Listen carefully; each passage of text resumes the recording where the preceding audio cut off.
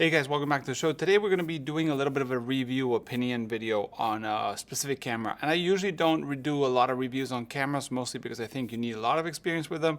But this one's brought a bit more conversation to the table, being a simple camera.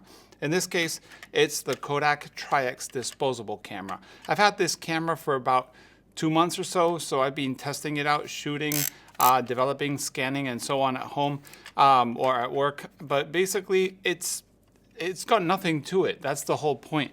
This camera is a disposable, so single-use plastic camera with a fixed focal length of around 30mm f10. Has a built-in flash which you can activate with a button on the side. And basically, all you have to do is advance, shoot, advance, shoot. It has 27 exposures, but the surprising thing is that it's loaded with Trix. Kodak hasn't, as far as I know, made any disposable cameras with black and white film. And one thing that is important is nowadays in 2021, why do we need another disposable camera? We are surrounded by single-use plastic. This is, to me, a big mistake in that sense. We all deserve cameras that we can reload. Kodak actually makes the Kodak M35 and M38, but those are being made, as far as I know, by a Chinese supplier, Sino Promise, who also owns the chemical department and the paper department. So not really sure if the same Kodaks are doing, as Kodak is right now fragmented in multiple things. We got Kodak Alaris, Kodak Rochester, Sino Promise, and so on. But this camera, I think, shouldn't be in the market. But I'll say why I think it's in the market. Ilford or Harman has a black and white camera in the market, the HP5. And that camera is one that people are picking up to take to parties, to festivals, to the boat day or a beach day, or to summer camp if you're a kid or a teenager, and so on. Cameras that you don't mind destroying while you're taking it. For that, these cameras are still very, very important. They're cheap, they're easy to use, doesn't need a lot of understanding of how to use the camera, even has a little manual on the back, and that's what it's there for. They are trying to compete and eat Ilford's market of the HP5 disposable camera. And another topic about this camera is, so far these years, we've seen a lot of growth of Ilford as the black and white player in the US market, in the world market. And Ilford's been doing a very good job at being the black and white guy, not discontinuing films, continuing production, some papers and some new films like the Ortho and so on. But Kodak has been slowly losing that black and white market. People are thinking of Kodak and thinking color. They're thinking Kodak Gold, Ultramax, Portra, and Cinestill, which is Kodak film in the end. It's cinematography film, and so on. So Kodak has been kind of like the color guy, and Ilford's been the black and white guy. But Kodak already is making black and white film, and it's very good. Trix is one of the best, if not, there with HP5 black and white all-use films. And it's been losing market share. And this is maybe a slight introduction to that. This is going to those younger generation that are shooting black and white for the first time and want to pick a camera. They will recognize that yellow from Kodak. They will recognize that it's black and white and be like, oh, black and white.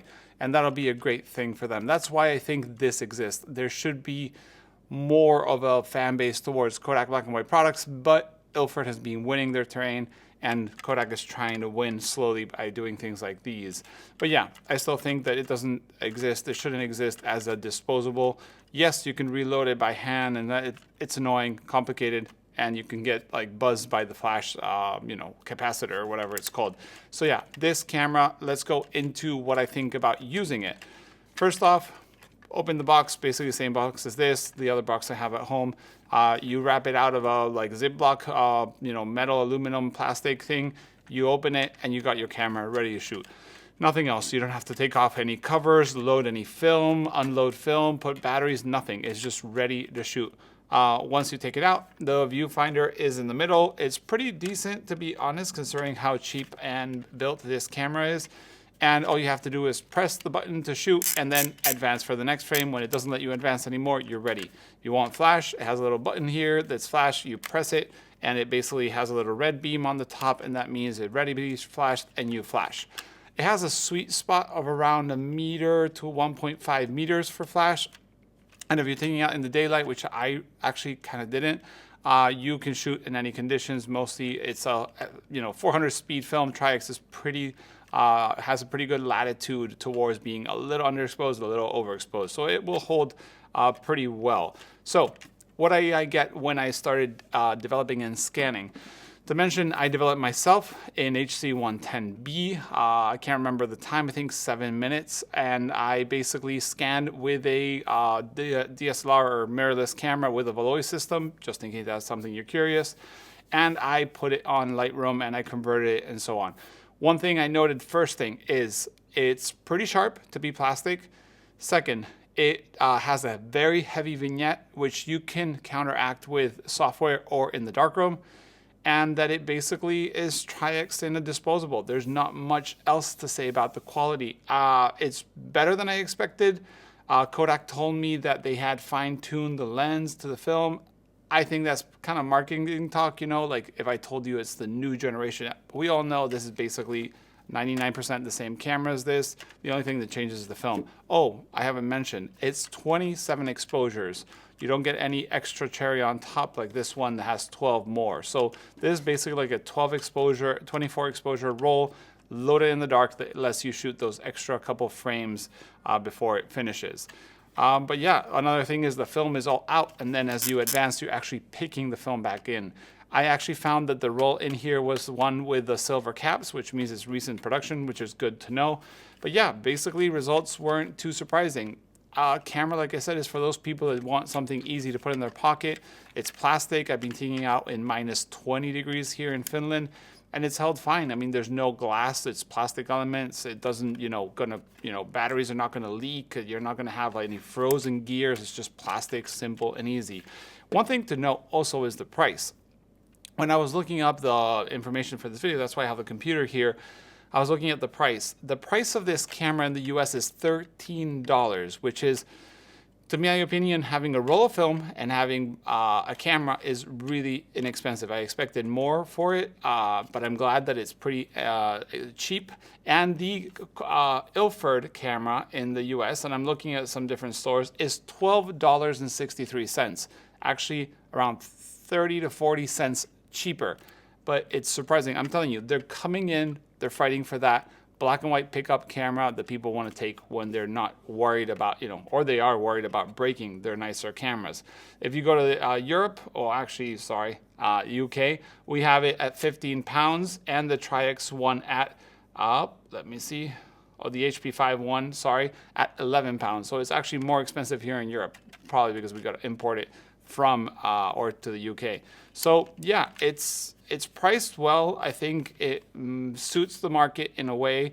It probably will be more popular than we all want. And it's just simple. And I'll put some results in the video, but I basically shot some Halloween shots around Finland. I shot some stuff in a pub while we were having some drinks one day, and some of my family and so on, because honestly, this is the camera, that's what I shoot most of the time, and this camera is easy to put in your pocket, carry around. But like I said, Kodak has been having problems supplying color film due to the current demand because it's really high. So them throwing in black and white, which they usually never have a problem with supply, is kind of also a strategy to keep these in the shelves at camera stores or at pharmacies and convenience stores and so on, which is where they usually are. So yeah, this camera is nice. I wish it was a reloadable. I wish that it had 36 exposures, but I can't really say that it's that bad. Being plastic, being, simple to use is kind of a benefit. I would totally buy this, give it to my kids, let them go shoot if they want to shoot. But once again, maybe I'd rather just buy like one of the reloadable ones, like the Kodak M35, M38. There's like 20 different models of these reloadables. They're all the same camera. Basically, it just lets you open the back, put a AA or AAA on the bottom, and you can start shooting with whatever film you want. You can pick up Tri-X, you can pick up whatever you want, and you can multiply the number of rolls you put through each camera. There's not trash every time you shoot a roll. So yeah, that's basically my review opinion of the camera. I was very grateful that Kodak sent me these before anybody else, or I guess before the normal market. I guess a bunch of us got some of these. I think they're fun. I don't really can say much wrong except for the fact that I wish they were reloadable and not disposable. And yeah, that's it for me. Let me know what you think in the comments. I don't usually make a full review of a disposable camera because why would I? But honestly, this one's created a bit of noise with the 2021 disposable plastic, you know, and so on. I thought it'd be interesting to give my opinion. Plus, Kodak did send me this early, so I wanted to talk. I'm totally late to that. They released it without really telling anybody, so I didn't know when it was coming. But yeah, thanks for watching. Let me know what you think in the comments below. See you in the next one. Bye.